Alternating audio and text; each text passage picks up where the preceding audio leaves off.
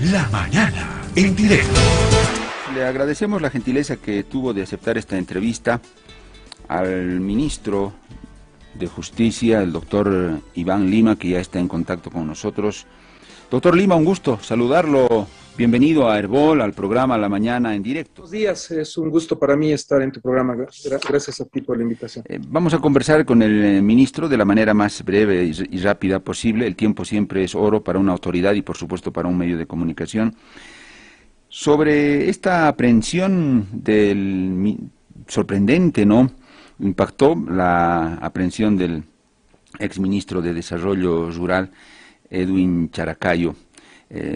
Como quien dice, lo pescaron infraganti, con las manos en la masa, aunque él dice que es un montaje, que le tendieron una trampa, pero yo no conozco a persona que vaya a una trampa encapuchado y bien cubierto y todo. Yo por lo menos, nunca me he enterado de alguien que vaya a una trampa que le tendieron bien protegido, bien cubierto. Medio raro, pero bueno, eso es parte de los detalles. Ministro, yo la verdad no quisiera quedarme solamente mirando el árbol que está ahí enfrente. Yo quisiera mirar el bosque, ministro. Y cuando digo bosque es la cuestión de la corrupción en lo concerniente al tema tierra en Bolivia. Ministro, yo quiero preguntarle antes de entrar a los detalles del caso, si esto fue una cuestión que se dio así de repente, un chiripazo como quien dice, una denunciante, en fin. ¿O es que estamos frente al inicio de una verdadera estrategia, un plan de lucha contra la corrupción, el INRA y otras instancias seguramente, para ir investigando, pero seriamente, ministro, a las otras autoridades que estuvieron ahí? Podríamos llegar incluso tranquilamente a Nemesia Chacollo, para decirle al país cuán cierto es lo que hizo o lo que le acusan a Chacollo o lo que no hizo, cuánto hizo y cuánto no hizo, porque daría la sensación, ministro, su colega, el ministro de Gobierno, dijo, acá hay una organización criminal, y una organización criminal, ministro, implica que el que llega se acomoda. Ministro que llega, bueno, se somete a las reglas que hay para la captación de platas, recursos, extorsiones y todo lo demás. Si es así, la investigación me imagino que es muy profunda y va a tener que ser muy ardua. No sé cómo lo ve usted en un plano integral, ministro Lima. Con algunos elementos que es importante señalar, estás planteando un tema estructural. Mm, has, eh, Hay un rol que debe cumplir cada institución del Estado. Esto se conjunciona en el Consejo Nacional de Lucha contra la Corrupción. Este pedido que haces de investigaciones estructurales es una preocupación mía desde que hemos convocado ese consejo. Yo presido el Consejo Nacional de Lucha contra la Corrupción. El 29 de enero fue su última sesión y ahí trazamos líneas estratégicas de trabajo como las que pides. Primero, identificar las necesidades. Ley de acceso a la información pública, trabajo consensuado con las organizaciones de la prensa para tener claramente una ley que nos permita acceder a todos a la información pública, es un pilar de esta estrategia nacional.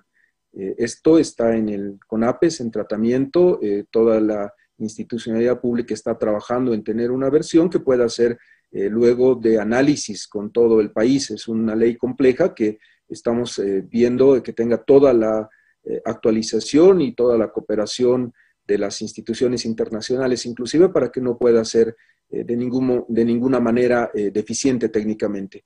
Segunda medida, la ley Marcelo Quiroga Santa Cruz no respeta, en mi criterio, algunos principios de legalidad, de constitucionalidad. Hay problemas con nuestra ley Marcelo Quiroga, pero también falta mecanismos que sean eficientes para combatir la corrupción. Llamo tu atención sobre el caso Lavallato, en Brasil, y una serie de casos que se conocen, son de dominio público. Dentro de una organización criminal tú tienes que separar los cómplices, los encubridores, de los partícipes que tienen menor magnitud en la decisión. Inclusive en una estructura de organización criminal como la que vemos acá, puede haber funcionarios públicos que no hubieran sabido que eran parte de la estrategia criminal que se ha trazado para favorecer o perjudicar a ciudadanos. Seguramente que entre la cabeza y el operador que digita los datos de un expediente o realiza un informe técnico, puede haber más bien una orden abusiva o adelantar el trámite, que no espere meses, sino que salga en horas o días el trámite. Todo esto es una organización criminal, no es la clásica organización mafiosa de narcotraficantes. También cuando se utiliza una estructura lícita como un ministerio para cometer delitos, se habla de una organización criminal y hay una cabeza que dirige esa organización. Te tocaba ese punto porque necesitamos la delación premiada. Si falta algo en la ley Marcelo Quiroga Santa Cruz es que quien entrega información de calidad al Ministerio Público para desbaratar estas organizaciones no merezca sanción o la sanción se le disminuya radicalmente. La delación premiada es entregar información de calidad para que no continúe el proceso penal contra aquellos actores que no son los responsables principales dentro de la organización criminal. Es una utopía pensar que se va a encarcelar a la cabeza y a todos los miembros de la organización, en narcotráfico, en corrupción y en cualquier crimen. Me decías, ¿hay un plan? Te lo estoy planteando. Acceso a la información pública, reforma a la ley Marcelo Quiroga Santa Cruz, eficiencia en la protección a los testigos y víctimas, el formulario único de atención a la denuncia de corrupción del Viceministerio de Transparencia que se lanza esta semana, debe tener una premisa fundamental, la protección a la identidad del denunciante. Eso está en la ley Marcelo Quiroga. Necesitamos recibir el concurso de los bolivianos que no toleran la corrupción como el presidente Arce, y esos pilares que te planteo nos deberían llevar a un combate estructural en la corrupción. La cantidad de funcionarios que tenemos, 200 para todo el ministerio, no nos permitiría abarcar y tener una actividad eficiente, pero el ministerio tiene unidades de transparencia en todo el estado. Esas unidades de transparencia reciben denuncias, procesamos y tenemos que tener la firmeza que has visto en este caso. Ir con toda la fuerza del Estado en los casos de corrupción. Esa es la política, esa es la cero tolerancia a la corrupción y esos son los pilares que la sostienen.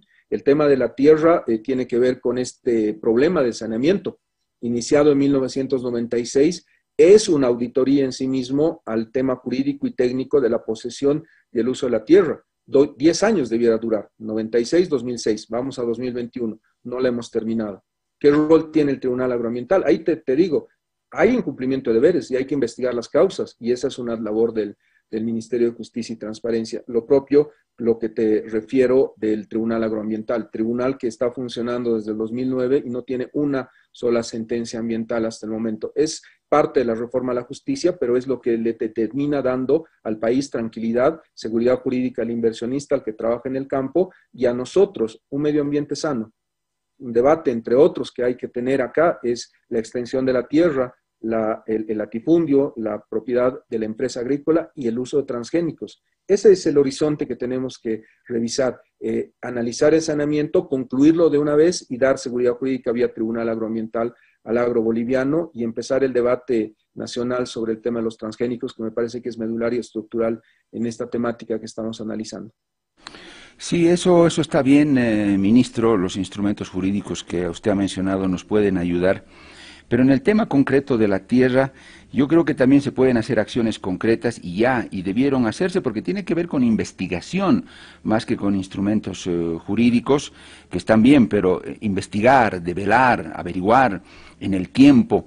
Son 14 años, bueno, hablemos solo del proceso de cambio, porque la etapa neoliberal, de seguro que también se hicieron barbaridades, ministro, eso nadie lo va a negar, y eso es indefendible. Pero en estos últimos 14 o 15, más de 15 años ya que le toca al proceso de cambio administrar el país, ministro, ¿por qué no se pudo hacer nada en el tema tierra? A nosotros los medios nos llegaban permanentemente denuncias. No las podíamos hacer públicas por responsabilidad periodística, porque la gente muchas veces no aporta papeles, pero sí te da nombres y te dice el fulano de tal me está pidiendo tanto para vender, o en tal lugar se ha vendido tal extensión de tierra. En fin, o en el INRA, o dicen que hay un INRA paralelo que registra cosas en tal lugar y tú tienes que ir ahí y si pagas te sanean. Todos lo sabíamos, ministro, pero tantos años, usted mencionó bien el Tribunal Agroambiental. Es una barbaridad en tantos años, ministro, que no exista una ley para ese tribunal agroambiental. Uno se pregunta, ¿de qué ganan entonces esos magistrados? ¿Qué justifica el sueldo que les paga el Estado? ¿Están ahí de adorno? ¿Por qué no hubo la preocupación de ponerle acciones concretas al tema tierra, tribunal agroambiental, el tema INRA, tráfico de tierras? Más de una década, ministro. ¿Por qué cree usted que no se hizo? ¿Hay muchos intereses que si se los toca salpica a todos?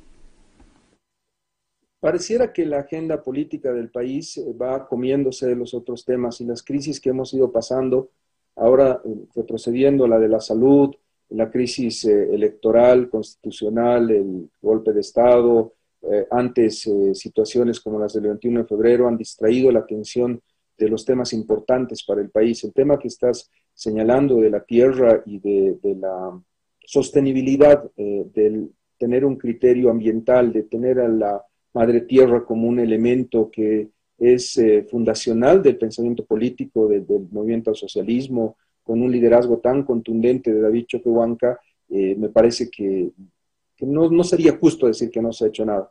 Se ha hecho un trabajo que probablemente no sea el más eficiente y el mejor en los términos de tu pregunta, pero me parece que se ha ido construyendo una institucionalidad pública y se ha ido avanzando en casos concretos. Analicemos cuál es el problema de la tierra en este momento. La empresa agrícola, el comunario, los empresarios que están siendo pequeños productores en este momento, ¿qué preocupación tienen? La principal es la seguridad jurídica. Que no venga mañana a decirte un funcionario, vamos a revertir su tierra y usted todo lo que ha trabajado en toda su vida lo va a perder porque hemos decidido que esto se distribuye nuevamente. El título ejecutorial en Bolivia es un título que firma el presidente. Por lo tanto, la seguridad jurídica no debería ser una preocupación, pero la es. No ha terminado el saneamiento. ¿Por qué no ha terminado el saneamiento? Hay sectores que no permiten que ingrese el INRA. Hay otros sectores que no han logrado resolver temas legales por un problema en derechos reales. Hay doble título. Son terrenos de 3 o 4 pisos. El mismo título otorgado por diferentes jueces. ¿Este saneamiento era la solución? Pareciera que sí. El 96, cuando nos enfrentamos a Bolibras y al tráfico de tierras, pensamos que era la solución. Aparentemente no ha sido la solución. Hay que buscar alternativas, pero por supuesto. Yo creo que la alternativa es la judicial. Ajustar la ley de derechos reales, me has escuchado, lo hemos hablado, estamos trabajando en esa meta y tener en funcionamiento pleno el Tribunal Agroambiental. Yo espero que la presidenta Elba Terceros cumpla el compromiso que tenemos de presentarle al país este 22 de abril la ley de procedimientos agroambientales. Se va a hacer un evento muy grande en el país la próxima semana con invitados internacionales justamente para analizar estos temas. En el Hotel Europa se está haciendo un evento masivo que va a ser virtual y presencial, en el que vamos a analizar estos temas de fondo que planteas, porque este debate entre la agroindustria y el uso de los transgénicos y el cuidado del medio ambiente para las próximas generaciones es estructural en el manejo de la tierra. Este evento va a tener también otro complementario que está organizando nuestro vicepresidente con la presencia de invitados y presidentes de otros países. Se calcula que van a llegar hasta 5 o más presidentes y expresidentes. Estamos en un trabajo estructural de sentar las bases para una política pública en el tema tierra que es necesario compatibilice esa visión de la agroindustria y el modelo cruceño y esta visión que tenemos nosotros de protección de las futuras generaciones y de un medio ambiente sano. Ahí es estructural, derechos reales, tribunal agroambiental y eficiencia. Ya este tema lo hemos hablado más de una vez, de seguir pensando que los papelitos y los trámites y todos los sellitos tienen alguna utilidad, no funciona. Transparencia, interoperabilidad, acceso a la información permanente de los ciudadanos en los tribunales y en el INRA son las reglas que se está buscando para todo el gobierno electrónico, para todo el Estado. Va por ahí el camino de solución con estos ejes que te planteo y este debate internacional que vamos a tener la próxima semana sobre la temática tierra y el rol del Tribunal Agroambiental. Ministro, si le entendí bien, este gran acto que se va a dar con presencia incluso de ex autoridades, mandatarios, va a ser para este debate, no sé si conversatorio, sobre el tema tierra. ¿Le estoy entendiendo eso? ¿Va a ser un gran evento? Exactamente. Son 2 eventos, uno que está a la cabeza de nuestro vicepresidente, que va a tener más la discusión ambiental, política de lo que va a ser el manejo de la tierra en el país. tenemos problemas serios, Pedro Saúl, la desertificación, el uso de semillas transgénicas, el tema ambiental de las quemas, de los chaqueos. Esos son los problemas estructurales que tenemos que cuidar en el país y que tenemos que dar una visión de planificación de largo plazo. El otro evento que está organizando el Tribunal Agroambiental en participación también del Ministerio de Justicia es un evento jurídico que tiene que ver con el rol del Tribunal Agroambiental, el protocolo de Escazú, el acceso a la justicia y la seguridad jurídica. Los dos eventos coinciden la próxima semana y vamos a tener invitados internacionales para definir esta política pública y dar esa solución que me pides, dejar el tema de no es un tema menor, pero dejar el tema del caso concreto para plantearle al país y entrar al debate de la política pública que nos debe regir los próximos años.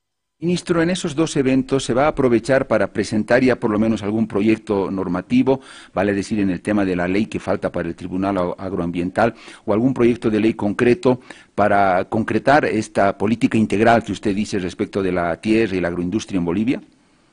Exactamente, ese es el plan. El plan es que tener la figura de los defensores de la madre tierra, el Tribunal Agroambiental funcionando ya con proyectos presentados, es la meta que nos hemos trazado con los vocales, con los magistrados del Tribunal Agroambiental y con su presidenta, la doctora Elba Terceros, que es una presidenta que ha asumido en esta gestión, igual que yo está nueva en esta temática y estamos con ese trabajo comprometido de terminar la discusión técnica de estos proyectos de ley y ya presentarlos en lo inmediato a la Asamblea.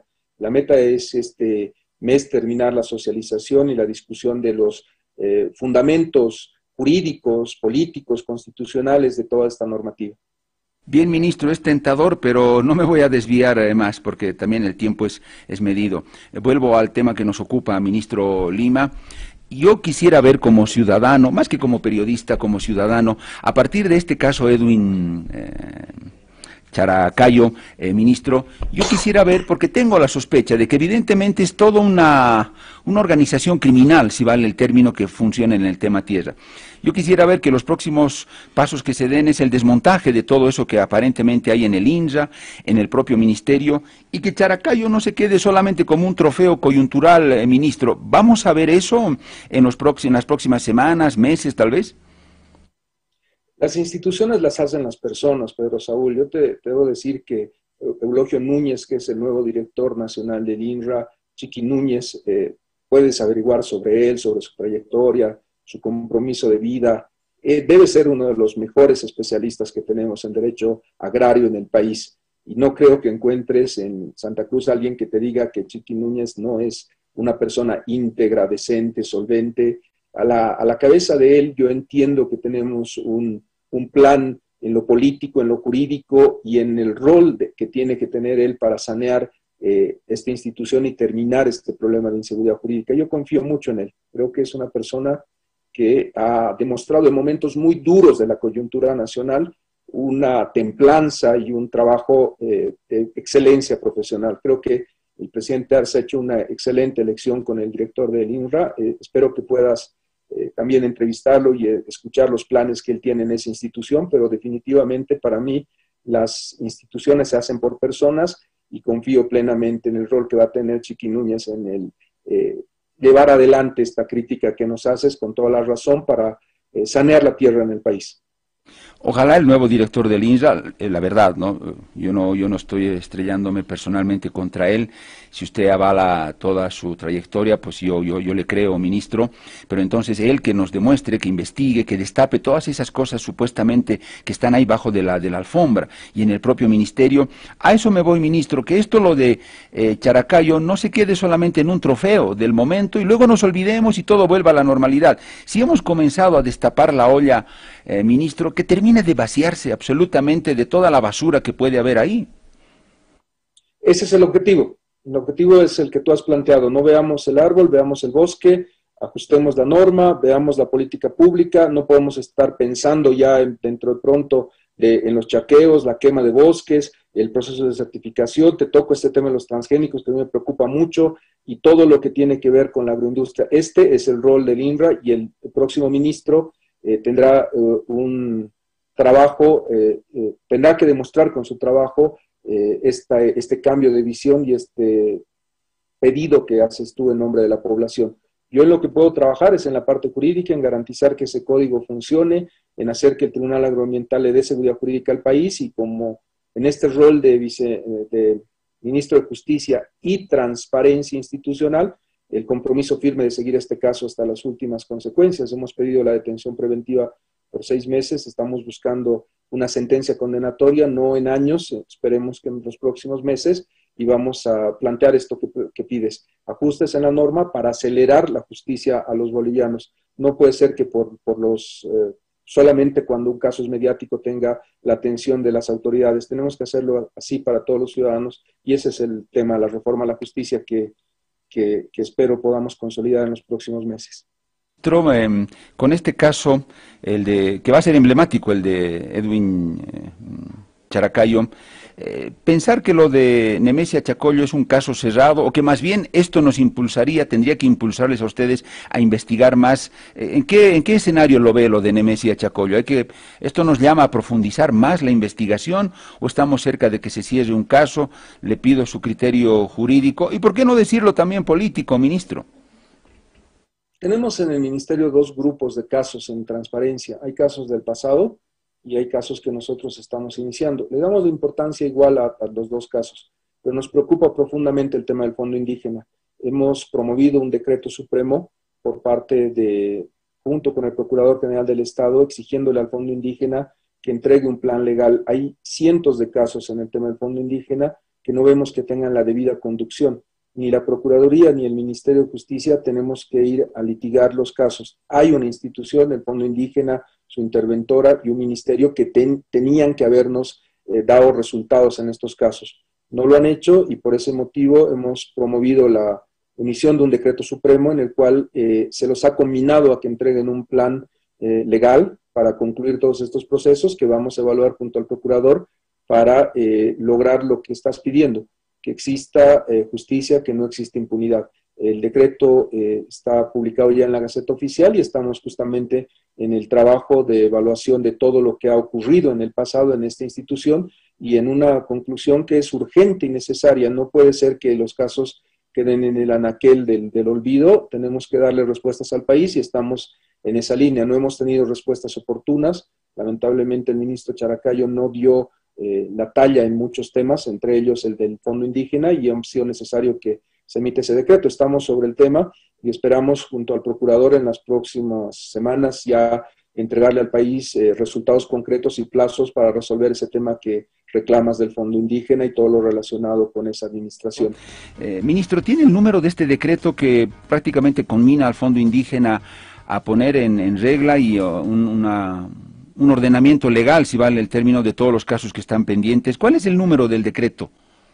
El Decreto Supremo 4472, Pedro Saúl, de 12 de marzo de 2021, la disposición adicional única señala que el FDI, el Fondo de Desarrollo Indígena, que es la entidad que sucede al Fondo de Desarrollo para Pueblos Indígenas y Originarios y Comunidades Campesinas, el ex Fondo Indígena, debe remitir al Ministerio de Justicia y a la Procuraduría General un informe documentado sobre el estado de los procesos judiciales y administrativos que han sido promovidos, a fin de reconducir su procesamiento, identificar su avance y la devolución de los recursos efectuados. Este es el alcance del decreto y, te reitero, es el 4472 de 12 de marzo de 2021. Estamos trabajando junto a la Procuraduría en su plena implementación. Interesante, muy interesante, ministro. Daría tranquilamente para otra entrevista, pero este no es el momento. Doctor Lima, le voy a hacer esta pregunta como autoridad. Yo diría que se la voy a hacer más, ministro, como analista político que usted fue. En algún momento de pronto volverá a esa tarea, un analista político que lo teníamos permanentemente estudiando, analizando, leyendo los hechos del país. Entonces, con esa confianza es que le hago esta pregunta. Lo de Characayo, ministro, está bien, el haber descubierto y con las manos en la masa a un ministro, está muy bien, ahí no hay vuelta que dar, nadie podría hacer una crítica de que por qué está muy bien, recibió plata, perfecto, es un buen avance, me parece, es una buena señal. Pero ¿a qué me voy, ministro? Y por eso le pregunto más en el plano del político, a Iván Lima. Usted sabe bien, ministro, que los quiebres discursivos y comunicacionales son muy importantes en las coyunturas, cuando están quemando las papas o está ocurriendo algo, y cambiar, virar el rumbo de la agenda de los medios y de la opinión pública. Uno podría pensar, ministro, que el tema Characayo, no sé si podía haber esperado, podía haber sido en otro tiempo. En este momento yo me pregunto, como periodista siempre me hago esa pregunta cuando ocurre algo, ¿esto a quién beneficia o a quién perjudica? Uno podría decir, bueno, este era un momento interesante para el MAS, para el gobierno, para sacar de la agenda otros temas que queman las papas, como se dice, la derrota en la segunda vuelta, estas cuestiones de disputas internas en el MAS. En ese contexto le lanzo la pregunta más que al ministro, al analista político Iván Lima. ¿Qué opina? De pronto mi pregunta es ingenua, usted no me va a decir, sí, hemos pensado eso y por eso hemos sacado este tema, pero quiero conocer su criterio, porque el momento es difícil. Para el MAS, el tema de las elecciones, la derrota, está el tema de Asana, el ministro Montaño, en fin. ¿Qué dice doctor Lima? Yo entiendo y lamentablemente no puedo quitarme el sombrero de ministro, cada palabra que diga la tengo que decir como autoridad pública, pero entiendo el contexto de la consulta que haces y tengo que contestártela. Es algo que en lo que soy muy criticado en muchos medios, en muchos ámbitos de la política es que yo sí le contesto a la prensa permanentemente y voy a todos los medios que tengan la amabilidad de invitarme, pero ustedes son un baluarte de la democracia y hay que responder las preguntas. Mira, buscar cambiar la agenda pública es parte de la política en cualquier país, pero hacerlo con un caso como este es un problema serio, es realmente un nivel de desesperación muy grande el que tendríamos que tener, o una crisis tan profunda que nos obliga a sacrificar a un ministro de Estado. Esto no creo que sea un razonamiento lógico. Lo que ha ocurrido y lo que ha llevado a esta situación es un caso policial, un caso que está ya en la justicia y en el Ministerio Público. Hay necesidad de analizar lo que ha ocurrido con las últimas elecciones en el país. El resultado que tenemos me parece que presenta preguntas de fondo. No sé si has tenido la oportunidad, pero yo lo estoy analizando permanentemente, de ver la cantidad de votos que ha recibido cada uno de los candidatos antes de la elección, en la elección de la primera vuelta, y los que reciben esta segunda vuelta. Y ahí ves un contexto y un escenario importante. El tema que todo el mundo cree que es impactante, me refiero al tema de la señora Áñez, no ha tenido el impacto que uno creería que pudo tener. La votación en La Paz se mantiene estable para Franklin Flores y la votación de Jayaya se incrementa con el voto de la oposición al movimiento al socialismo. Creo que el hecho político ahí muestra claramente que todas las fuerzas políticas se unieron contra el MAS, que ha pasado en muchos momentos. El aglutinarse en contra de una opción, el ir a un referéndum, el tener dos opciones, muestra una unidad de la oposición, que es lo que todos los políticos siempre les critican. Terminan divididos y no logran resultados políticos.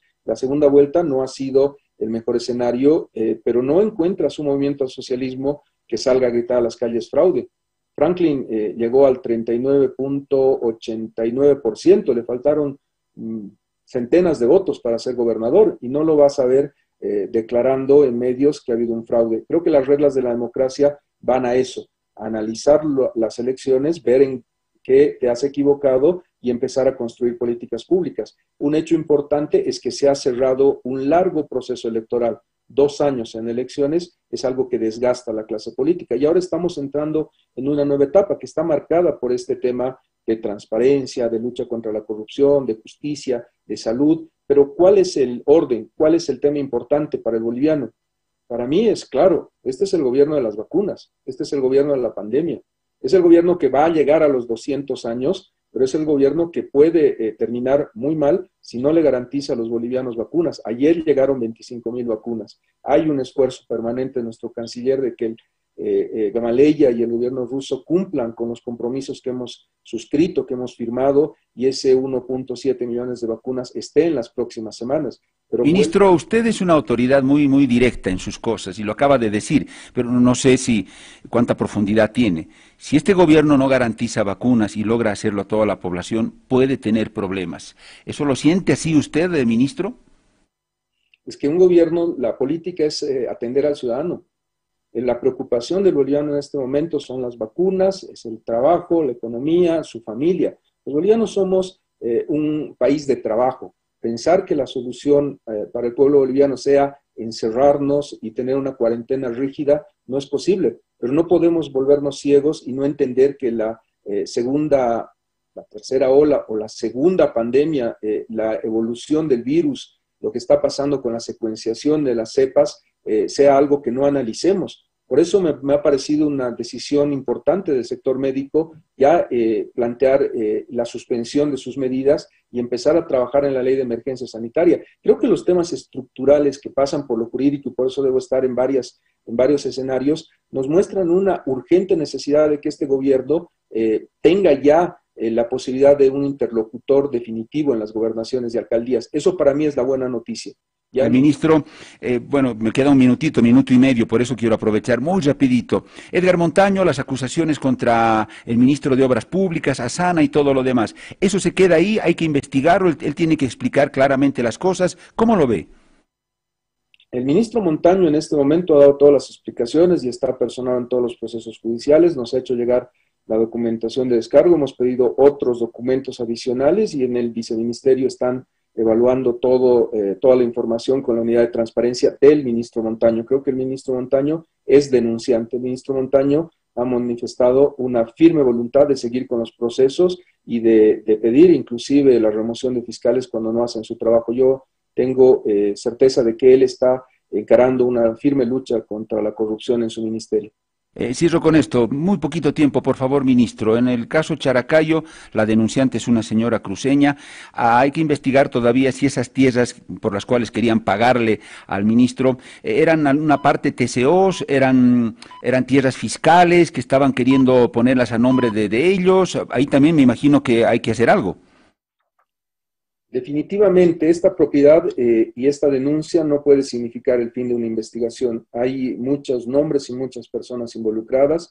En la denuncia se señalaba que $200,000 iban a los dirigentes de las comunidades de San Julián y esto es inadmisible, no porque pensemos que ellos han recibido dinero, sino porque no se puede mancillar instituciones tan grandes. Los interculturales son un pilar de este proceso y no estamos planteando una acusación contra ellos. Les estamos pidiendo que, como todo ciudadano boliviano, aclaren, investiguen y nos dan respuestas. Esto no queda con la denuncia. Es un proceso en el cual esperamos el aporte de estos dirigentes y de estos compañeros para que toda esta situación se aclare. El movimiento de los interculturales es un movimiento que forma parte de este proceso de cambio y tenga la certeza que ellos también están trabajando para clarificar y aclararle al país esta situación que se ha presentado. Ministro, gracias por su tiempo. Que sea hasta otro momento. A las órdenes, Pedro Saúl. Muchas gracias a ti.